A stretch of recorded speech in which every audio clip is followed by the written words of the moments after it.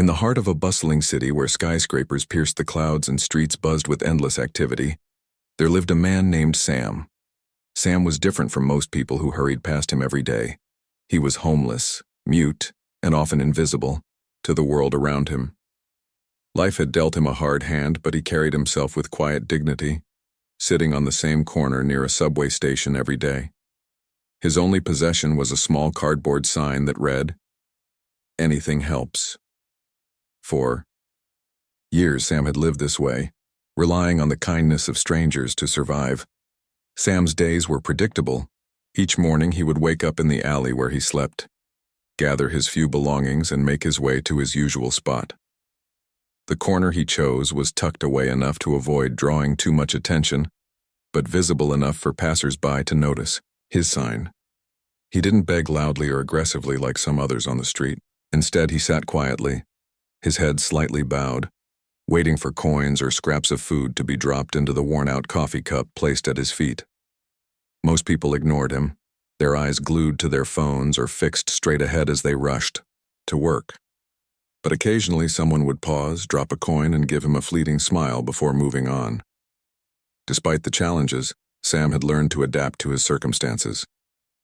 Over time, he developed a routine that gave his life structure. In the mornings, he would watch the sunrise, its golden rays casting long shadows across the pavement.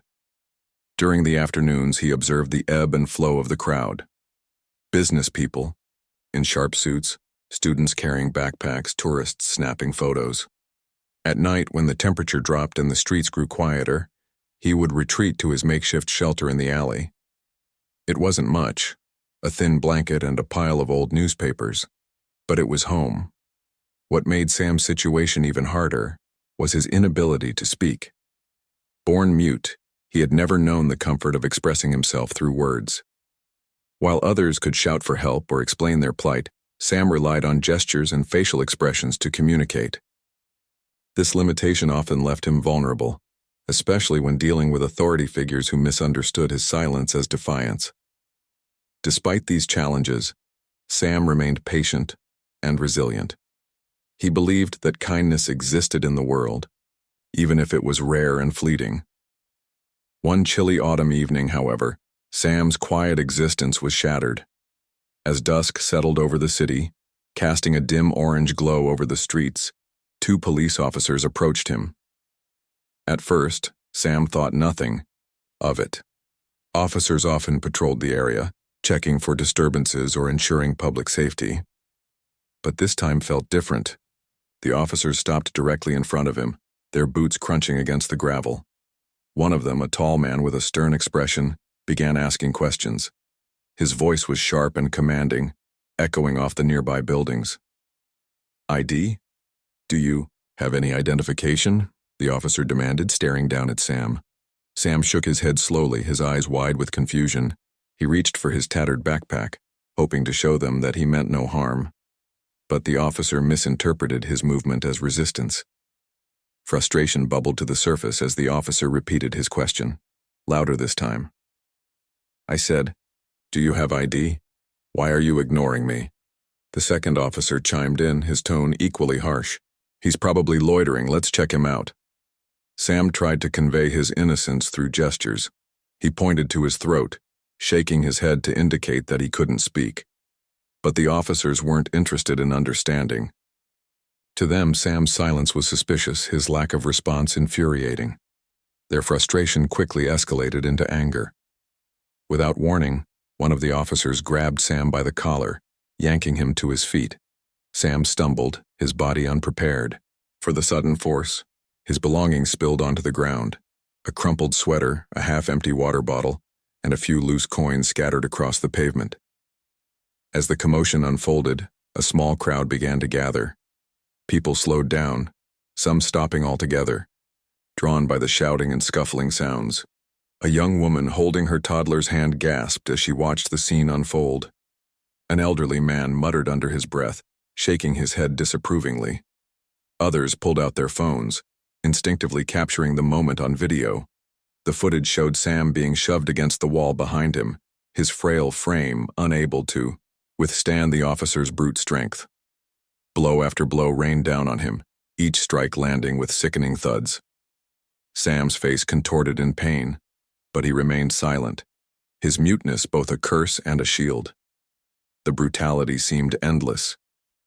The officers shouted accusations claiming Sam was resisting arrest despite his obvious inability to fight back. Witnesses whispered among themselves, their voices tinged with disbelief and outrage. "This is insane," one man murmured. "He's not doing anything wrong," another woman added, tears streaming down her face. "They're hurting him for no reason." Finally, after what felt like an eternity, the officers dragged Sam toward their patrol car. His limp body barely registered resistance as they shoved him into the back seat. The crowd erupted in anger, their collective fury directed at the retreating vehicle. Some shouted insults, while others consoled each other, vowing to take action against the injustice they had just witnessed. Little did they know the events of that night would spark a chain reaction, igniting a firestorm of protests, debates, and demands for accountability. For Sam, the ordeal was far from over. As the patrol car sped away, leaving behind a trail of scattered belongings and shocked bystanders, he closed his eyes, bracing himself for whatever came next. Though battered and bruised, something inside him refused to break. Perhaps it was hope, or perhaps it was sheer willpower. Whatever it was, it would carry him through the darkest days yet to come. Meanwhile, the videos captured by witnesses began circulating online, spreading like wildfire across social media platforms. Within hours, hashtags like #WaJusticeForSam and "End Police Brutality" trended nationwide. News outlets picked up the story, amplifying the voices of those demanding answers. The stage was set for a battle between power and vulnerability, between systemic oppression and the resilience of the human spirit. And though Sam couldn't speak, his story resonated deeply with millions, proving that sometimes silence speaks louder than words. The night after Sam's brutal encounter with the police officers, the city seemed quieter than usual. The streets that had once buzzed with energy now felt heavy, weighed down by the shockwaves of what had happened. Videos of the incident continued to spread like wildfire across social media, drawing millions of views and sparking outrage. People couldn't believe what they were seeing. A homeless, mute man, someone who posed no threat, had been beaten mercilessly by those sworn to protect him. The injustice was palpable, and it struck a chord deep within the hearts of many. By morning, the story had gone viral. News channels picked up the footage, broadcasting it on repeat. Journalists scrambled to interview witnesses, desperate to piece together the events of that fateful evening. One woman, who had recorded the entire incident on her phone, recounted the horror she had felt as she watched Sam being dragged away. "It was terrifying," she said, her voice trembling. "He didn't fight back, he didn't resist, he just endured it. And they kept hitting him. It was wrong. So wrong." Another witness, an elderly man named Mr. Thompson, echoed her sentiments. "I've lived in this city for over 50 years, he told reporters, his hands shaking as he spoke. "I've seen my fair share of bad things, but nothing like this. That poor man did nothing to deserve that kind of treatment. Nothing." As the day wore on, public anger reached a boiling point. Social media platforms became battlegrounds, with users demanding accountability from the police department. Hashtags like #ReJusticeForSam and #ReNingStopPoliceViolence trended not only locally but globally. Celebrities and activists joined the conversation, amplifying the call for justice. Memes and graphics featuring Sam's face began circulating alongside messages urging people to stand up against systemic oppression. The hashtag #MuteButNotSilent gained traction, symbolizing the idea that even those without voices could inspire change. Meanwhile, the police department issued a vague statement, promising an internal investigation into the incident. "We are committed to transparency and ensuring that our officers uphold the highest standards of conduct," the statement read. But to many it sounded hollow, a mere attempt to calm the growing storm. Protesters gathered outside the precinct, holding signs that read "Protect and Serve" and "Accountability Now." Their chants echoed through the streets, drawing attention from passers-by and further fueling the movement.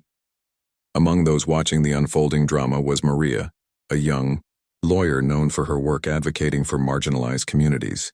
Maria had always been passionate about fighting for justice, especially for those who couldn't fight for themselves. When she saw the videos of Sam's assault, something stirred inside her. She knew this case could be a turning point, a chance to expose the flaws in the system and push for meaningful reform. Determined to help, Maria decided to visit Sam at the detention center where he was being held. She arrived early the next day, carrying a notebook filled with questions and a heart full of determination. Approaching the guard at the entrance, she introduced herself and explained her intentions. After some negotiation, she was granted permission to see Sam. Inside the cold, sterile room, Sam sat hunched over, his arms wrapped around himself as if trying to shield his body from further harm. His face was bruised, his eyes hollow with exhaustion. Maria approached cautiously, pulling out a pen and a small whiteboard. She wrote, "Hi, my name is Maria. I'm here to help you. Can we talk?"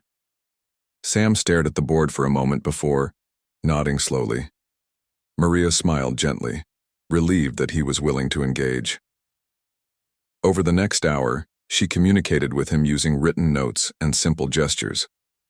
She learned more about his background, how he had ended up on the streets, how he coped with his muteness, and how he viewed the world despite its harshness. Though wary at first, Sam gradually opened up, trusting Maria's sincerity. When their meeting concluded, Maria left the detention center with a renewed sense of purpose. She knew the road ahead would be difficult, but she also knew that Sam deserved justice. With his consent, she began preparing to file a lawsuit against the officers involved. Her goal was clear: hold them accountable for their actions and ensure that such brutality never went unpunished again. As news of Maria's involvement spread, support poured in from all corners of the community. Donations flooded her office, covering legal fees and other expenses related to the case. Volunteers organized rallies and protests, keeping the momentum alive. Local businesses displayed posters supporting Sam, while artists painted murals depicting his resilience. The city, once indifferent to his presence, now rallied behind him, united by a shared desire for change. Despite the overwhelming support, challenges remained. The officers' defense team argued that their clients had acted in self-defense, claiming that Sam's silence and lack of cooperation had provoked the altercation. They tried to paint him as uncooperative and dangerous, hoping to sway public opinion in their favor. But Maria was prepared. She meticulously gathered evidence, including witness testimonies, expert analysis of the video footage, and medical reports detailing Sam's injuries. Every piece of information strengthened her case, leaving little room for doubt about what had truly transpired. As weeks turned into months, the anticipation grew. The trial date was set, and both sides braced themselves for the battle ahead. For Sam, the wait was agonizing.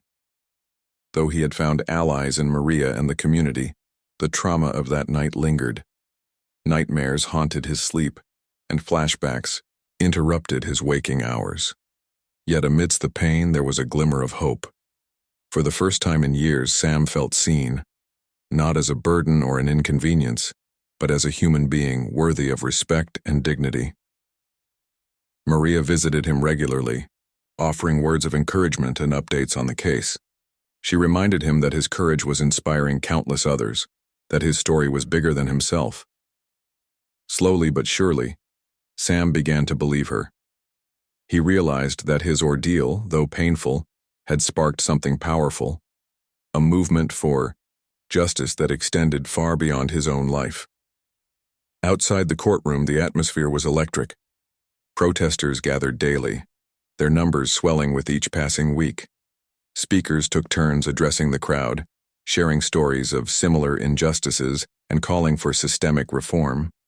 Songs of solidarity filled the air, blending with chants of "No justice, no peace." The energy was contagious, spreading hope and determination among those who had long felt powerless. Inside the courtroom, tension hung thick. Lawyers shuffled papers, journalists scribbled notes, and spectators whispered anxiously. Everyone knew the stakes were high. This wasn't just about Sam. It was about every person who had ever been mistreated by those in power. It was about sending a message that brutality would no longer be tolerated, that accountability mattered, and that even the most vulnerable members of society deserved protection. As the trial approached, Maria stood firm in her resolve. She knew the odds weren't entirely in their favor.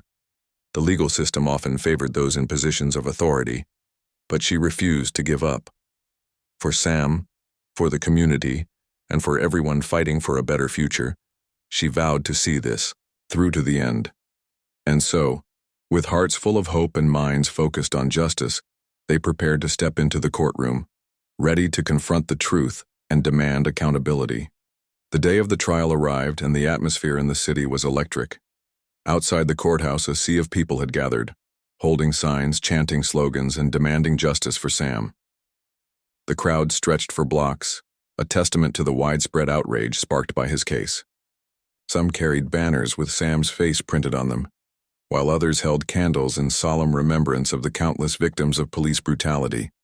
The air buzzed with anticipation, anger, and hope, a potent mix that underscored the significance of what was about to unfold inside the courtroom. Inside, the scene was markedly different but equally tense. The courtroom was packed to capacity, with reporters scribbling furiously in their notebooks, cameras clicking softly, and spectators craning their necks to catch a glimpse of Sam as he entered. Escorted by Maria, Sam walked slowly, his head bowed slightly, his bruised face a silent reminder of the ordeal he had endured. Despite the pain etched into his features, there was a quiet strength in his demeanor, a resilience that seemed to say, "I am here, and I will not be silenced." Maria guided him to a seat at the plaintiff's table, her movements calm but deliberate. She placed a reassuring hand on his shoulder before turning to face the judge. Her presence commanded attention. Dressed in a sharp navy blue suit, her hair neatly tied back, Maria exuded confidence. But beneath her composed exterior, she felt the weight of responsibility pressing down on her. This wasn't just any case, it was a fight for humanity, for dignity, for the countless others who couldn't speak for themselves. She glanced at Sam briefly, silently promising him that she would do everything in her power to ensure justice prevailed. The trial began with opening statements. The prosecution, led by Maria, painted a vivid picture of the events that had unfolded that fateful night. Using videos captured by witnesses, expert testimonies, and photographic evidence, she methodically reconstructed the sequence of events. She highlighted the officer's unnecessary use of force, emphasizing how Sam, mute, defenseless, and unarmed, had been subjected to violence far beyond what could ever be justified. "This isn't just about one man," Maria declared passionately, her voice steady but charged with emotion. "It's about holding those in power accountable when they abuse it. It's about protecting the vulnerable and ensuring that everyone, regardless of their circumstances, is treated with basic human decency." On the other side of the courtroom, the defense team argued fiercely. They claimed that the officers had acted in self-defense, citing Sam's inability to respond verbally as a sign of non-compliance. They portrayed him as a potential threat, suggesting that his silence had provoked confusion and fear in the officers. Their arguments were polished and calculated, designed to cast doubt on the prosecution's narrative. But Maria was prepared. She anticipated every move they made, countering their claims with irrefutable evidence. One of the most powerful moments of the trial came when witness testimonies were presented. A young woman named Claire, who had recorded the entire incident on her phone, took the stand. Her hands trembled as she recounted the horror she had witnessed. "I saw them hit him over and over again," she said, tears streaming down her face. "He didn't resist. He didn't fight back. He just sat there taking it. It broke my heart." Her words resonated deeply with the jury and those in attendance, humanizing Sam in a way that statistics or legal jargon never could. Another pivotal moment occurred during the cross-examination of the accused officers. Maria's questions were sharp and unrelenting, exposing inconsistencies in their stories. When one officer claimed that Sam had lunged at him, Maria played the video footage frame by frame, showing conclusively that no such movement had occurred. The courtroom fell silent as the truth became undeniable. Even the officers seemed to shrink under the weight of the evidence against them. Throughout the trial, Sam remained stoic. Though unable to testify verbally, his presence spoke volumes. Every glance at his battered face reminded the jury of the real-life consequences of unchecked power. His muteness, once perceived as a weakness, now stood as a symbol of strength. Testament to his endurance in the face of unimaginable adversity. The jurors watched him closely, their expressions shifting from skepticism to empathy as the days wore on. Outside the courtroom, the protests continued unabated. Each day brought new faces to the crowd, united in their demand for accountability. Songs of solidarity echoed through the streets, blending with chants of "Justice for Sam" and "No more violence." Local artists painted murals depicting Sam's story, transforming blank walls into vibrant canvases of resistance. One mural showed Sam sitting quietly on his corner, surrounded by rays of light breaking through dark clouds, a visual metaphor for hope emerging from despair. As the trial progressed, media coverage intensified. News outlets broadcast live updates, dissecting every detail of the proceedings. Talk shows invited experts to discuss systemic issues within law enforcement, sparking nationwide conversations about reform. Social media played a crucial role, amplifying voices that might otherwise have gone unheard.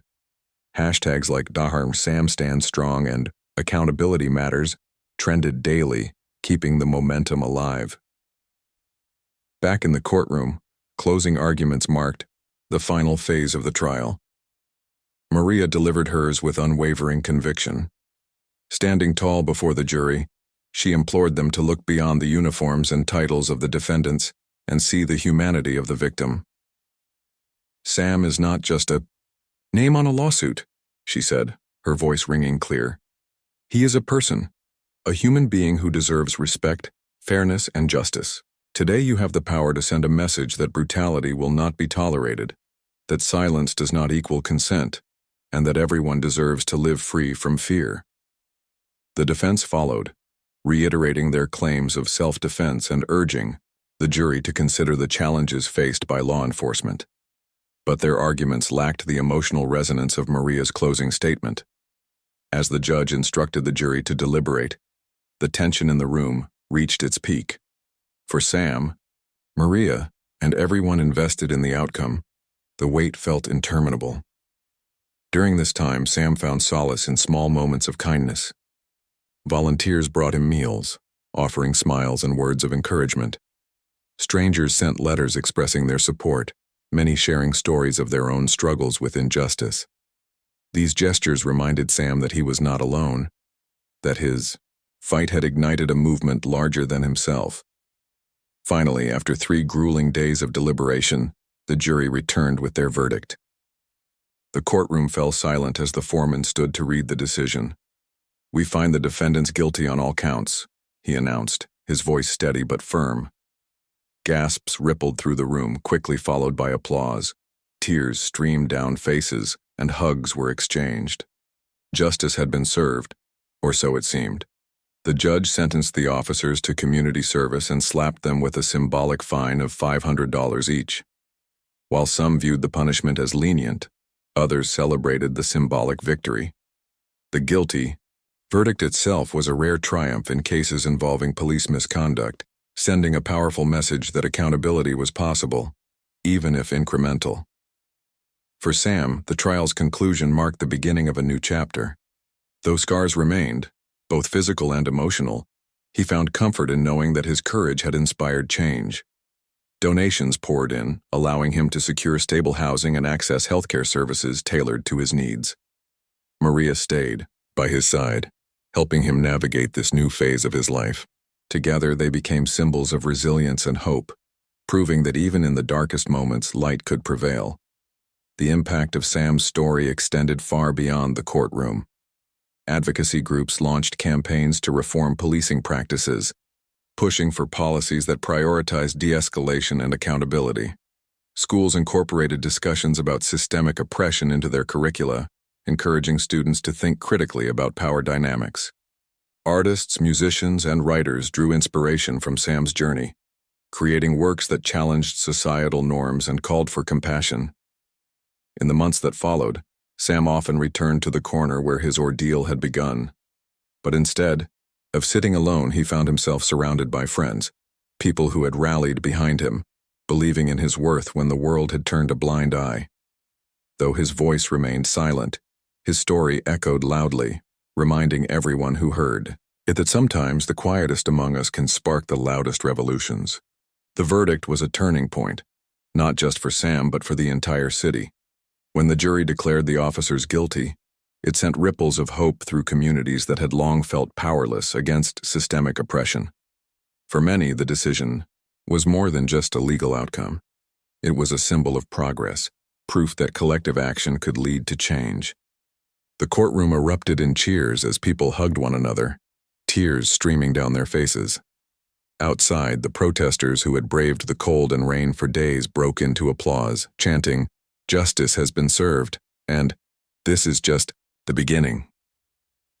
But while the guilty verdict brought relief, the punishment handed down was far from satisfying. The officers were sentenced to perform community service and fined $500 each, a penalty so minimal that it seemed almost laughable compared to the severity of their actions. To some, this slap on the wrist highlighted the deep flaws still embedded in the justice system.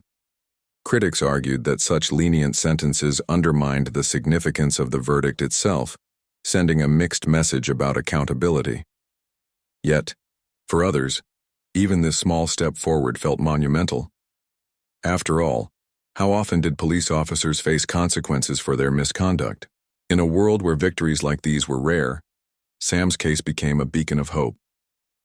In the days following the trial, public discourse intensified. News outlets dissected every aspect of the case, analyzing what had gone right and what remained broken within the system. Opinion pieces flooded newspapers and online platforms, with writers debating whether true justice had been achieved or if the fight was only beginning. Social media buzzed with reactions, ranging from jubilation to frustration. Some celebrated the guilty verdict as a hard-won victory. Others pointed out the glaring disparity between the crime committed and the punishment imposed. One viral post summed up the sentiment perfectly. "A $500 fine won't heal Sam's wounds, but maybe it will open eyes." For Sam, life began to shift in ways he never imagined. Thanks to the overwhelming support from strangers turned allies, donations poured in to help him rebuild his life. Volunteers organized fundraisers, raising enough money to secure Sam a modest apartment in a quiet neighborhood. It wasn't luxurious, just a small space with basic furnishings. But to Sam, it felt like paradise.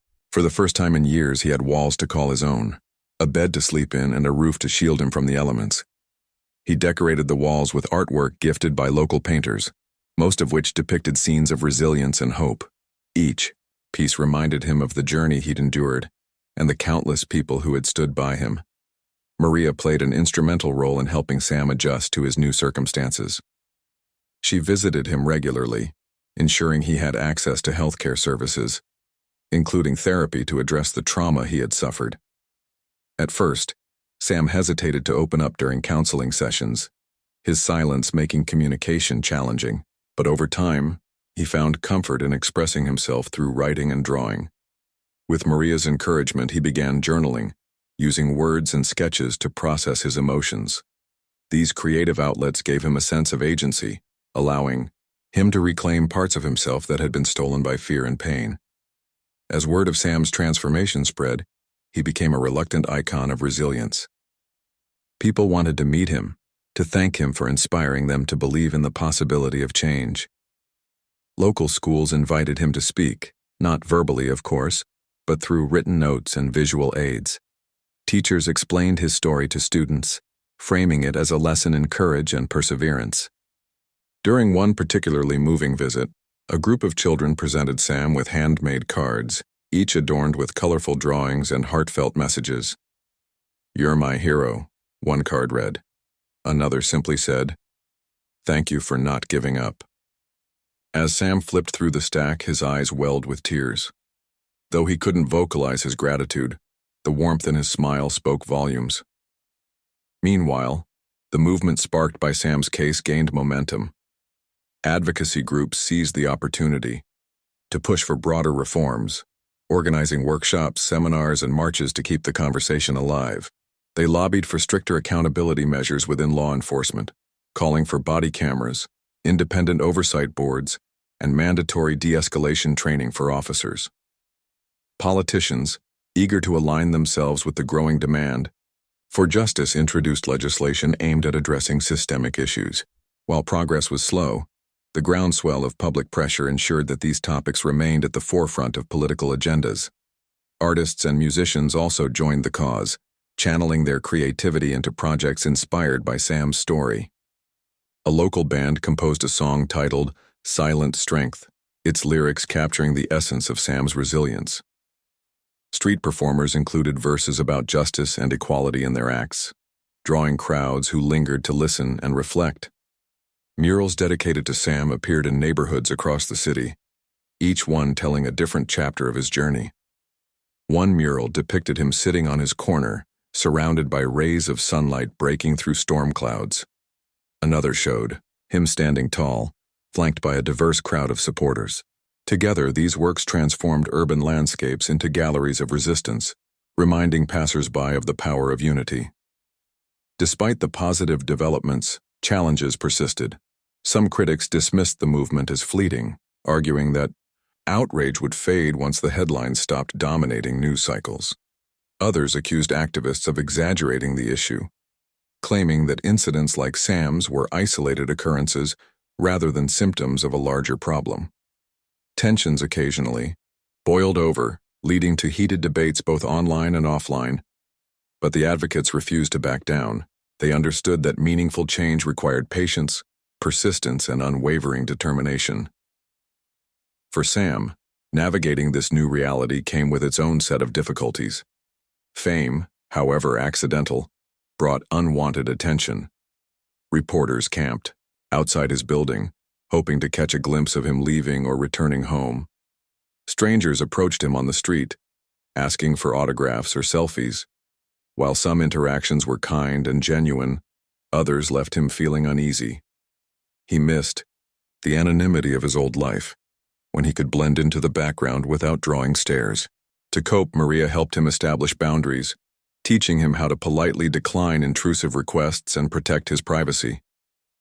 Still, there were moments of profound joy. On weekends, Sam often returned to the corner where his ordeal had begun. Instead of sitting alone, he now found himself surrounded by friends, people who had rallied behind him during the darkest days of his life. They brought food, music, and laughter, turning the once desolate spot into a vibrant gathering place. Sometimes they held impromptu discussions about social justice, sharing ideas and strategies for creating lasting change. Other times, they simply enjoyed each other's company, celebrating the bonds forged through shared struggle. One evening, as Sam sat on his usual bench, a young girl approached him shyly. Clutching a notebook and pen, she asked if she could sit beside him. Sam nodded, gesturing for her to join him. She opened her notebook and began sketching, her pencil moving swiftly across the page. When she finished, she turned the notebook toward him. It was a drawing of Sam smiling warmly beneath a bright sun. Beneath the image, she had written, "Even when no one listens, your heart speaks louder than words." Sam stared at the picture, his chest swelling with emotion. He reached for the pen, scribbling a note on the next page. "Thank you. Your kindness gives me strength." The girl beamed, hugging him tightly before running off to rejoin her family. As Sam watched her go, he realized something important. His story wasn't just about survival. It was about connection, about finding light in the darkness and passing it on to others, about proving that even the quietest voices could ignite revolutions. And so, Sam continued forward, one step at a time. Though scars remained, both visible and invisible, he carried them not as burdens, but as reminders of how far he'd come.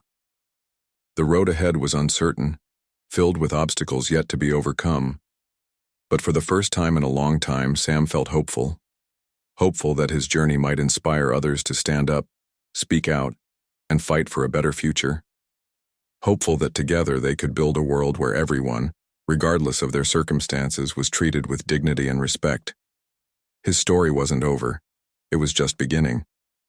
And in that knowledge lay the promise of endless possibilities. Months turned into years, and Sam's life continued to evolve in ways he could never have imagined. The corner where he had once sat alone, clutching his cardboard sign, became a symbol of resilience. A place people visited not out of pity, but out of admiration for the man who had inspired a movement. A plaque was eventually installed there, commemorating Sam's courage and the collective effort that followed his ordeal. It read, "Here stood Sam, whose silence sparked a revolution. May we always remember that even the quietest voices can change the world." Sam's transformation wasn't just physical. He no longer slept on the streets or scavenged for food, but deeply emotional as well. With stable housing, access to health care, and a growing support network, he began to heal from the trauma he had endured. Therapy sessions helped him process the violence he had faced, while art therapy allowed him to express emotions words could never capture. His sketches and paintings grew more vibrant over time, reflecting the hope and strength he had found within himself. Art galleries took notice, inviting him to showcase his work. At first, Sam hesitated. Public exposure still made him uneasy. But Maria encouraged him to embrace this opportunity. "Your story deserves to be told," she said, "and your art tells it beautifully." The gallery exhibition was titled Silent Resilience. On opening night, hundreds of people gathered to see Sam's artwork. Each piece told a chapter of his journey: the loneliness of homelessness, the brutality he suffered, the solidarity of those who stood by him, and finally, the triumph of finding peace. One painting depicted a solitary figure sitting under a flickering street lamp, surrounded by shadows. Another showed the same figure bathed in golden light, standing tall amidst a crowd of supporters. Visitors lingered before each piece, moved by its raw honesty and depth. Many left tearful notes in the guest book thanking Sam for sharing his story and reminding them of their own capacity to endure and overcome. While Sam's personal growth was remarkable, the broader impact of his case rippled across society. The guilty verdict against the officers may not have brought severe punishment, but it ignited a firestorm of activism that refused to die down. Advocacy groups leveraged the momentum to push for systemic reforms, focusing on policing practices, accountability measures, and support systems for marginalized communities. Lawmakers introduced legislation requiring mandatory body cameras for all officers, independent oversight boards to investigate misconduct, and increased funding for mental health resources. Though progress was slow and often met with resistance, incremental victories kept the movement alive. Schools incorporated Sam's story into their curricula, using it as a teaching tool to discuss social justice, empathy, and civic responsibility. Teachers guided students through discussions about privilege, inequality, and the importance of standing up for others. In one classroom, a teacher asked her students what they thought made Sam's story so powerful. A boy raised his hand and said, "Because he didn't give up even when things were really bad." Another added, "And because people cared enough to help him." These simple yet profound insights underscored the enduring legacy of Sam's courage. Artists, musicians, and writers continued to draw inspiration from Sam's journey, creating works that challenged societal norms and called for compassion. A documentary filmmaker spent months interviewing Sam, Maria, witnesses, and activists involved in the case. The resulting film, titled Voices Unheard, premiered at a prestigious international festival and received widespread acclaim. Critics praised its unflinching portrayal of systemic injustice and the power of community-driven change. For Sam, watching the documentary was bittersweet. While it stirred painful memories, it also reinforced the idea that his suffering had not been in vain. "My pain helped someone else feel seen," he wrote in a note to Maria after the premiere. "That makes it worth it." As the years passed, Sam remained an active participant in the movement he had inadvertently sparked. He attended rallies, gave interviews through written responses, and collaborated with advocacy groups to amplify marginalized voices. His presence at events was always met with applause, not because he sought attention, but because his mere existence reminded people of the resilience of the human spirit. Sam is living proof that no matter how hard life gets, you can rise above it, Maria often said during speeches. He inspires us to keep fighting, even when the odds seem impossible. Yet despite his newfound role as a public figure, Sam cherished moments of solitude. He returned frequently to his favorite park, where he would sit on a bench overlooking a serene pond. Ducks glided across the water, leaves rustled in the breeze, and sunlight filtered through the trees. Here, away from the noise of protests and media coverage, Sam found peace. He carried a sketch pad with him, capturing scenes of nature in intricate detail. These quiet hours reminded him of who he was beneath the spotlight, a man who loved simplicity, beauty, and kindness. One crisp autumn afternoon, as Sam sat sketching in the park, a young woman approached him. She looked familiar, though Sam couldn't quite place her. When she spoke, realization dawned. "Mr. Sam?" she asked tentatively. "I'm Claire, the one who recorded the video of, well, everything." Sam nodded, smiling warmly. Claire had been one of the key witnesses during the trial, her footage instrumental in securing the guilty verdict. Afterward, she had faded from the public eye, choosing to focus on her studies and career. But today, she had come to thank him, personally. "I've wanted to meet you for so long," Claire admitted, sitting beside him on the bench. "What happened to you changed my life. I used to think I couldn't make a difference, but seeing how everyone came together for you, it showed me that ordinary people can create extraordinary change." She paused, then added softly, "Thank you for being brave." Sam reached for his notebook and scribbled a response. "Thank you for caring. Without people like you, I wouldn't be here." They talked for a while longer, exchanging stories and laughter. When Claire finally left, Sam felt a renewed sense of purpose. Her words reminded him that every action, no matter how small, mattered, whether it was recording a video, donating money, or simply offering a kind gesture. Each contribution played a part in shaping the future. By now, Sam's story had transcended borders. International organizations invited him to speak at conferences, universities, and forums dedicated to human rights. Through interpreters, he shared his experiences, urging audiences to challenge injustice wherever they saw it. His message was simple yet profound. We are stronger together. Translated into dozens of languages, these 4 words became a rallying cry for movements around the globe. Back home, Sam continued to advocate for local causes, particularly those affecting homeless populations. He partnered with shelters and outreach programs, helping provide resources and raise awareness. One initiative he spearheaded focused on teaching life skills to individuals transitioning out of homelessness. From budgeting to job training, the program empowered participants to rebuild their lives with dignity. When asked why he devoted so much energy to helping others, Sam responded with a single sentence: "Because someone did the same for me."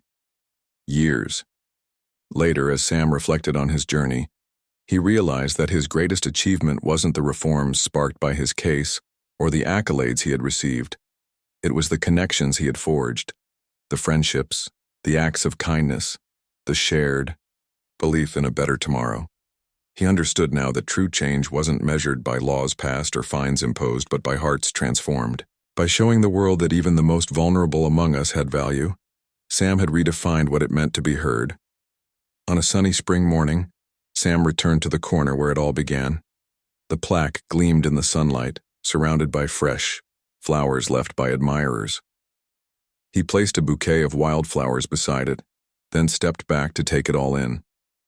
People walked by, some stopping to read the inscription, others pausing to pay their respects. A young boy tugged at his mother's sleeve, pointing to the plaque. "Who's Sam?" he asked. His mother smiled and knelt beside him. "Sam is a hero," she replied. "He taught us that even when things seem hopeless, we can still make a difference." Sam listened silently, a soft smile playing on his lips. He didn't need to hear his name spoken aloud to know that his story lived on, in the hearts of strangers, in the policies enacted to protect the vulnerable, and in the countless lives touched by his courage. Though he had started as a man without a voice, he had become a symbol of hope, proving that sometimes silence speaks louder than words. And so, Sam walked away, his steps steady and sure. The city bustled around him, its streets alive with energy and possibility. Somewhere in the distance, a protest chant echoed, blending with the hum of daily life. The fight for justice was far from over, but Sam knew one thing for certain. The seeds of change had been planted, and they would continue to grow, for him, for Claire, for Maria, and for everyone who believed in a brighter future.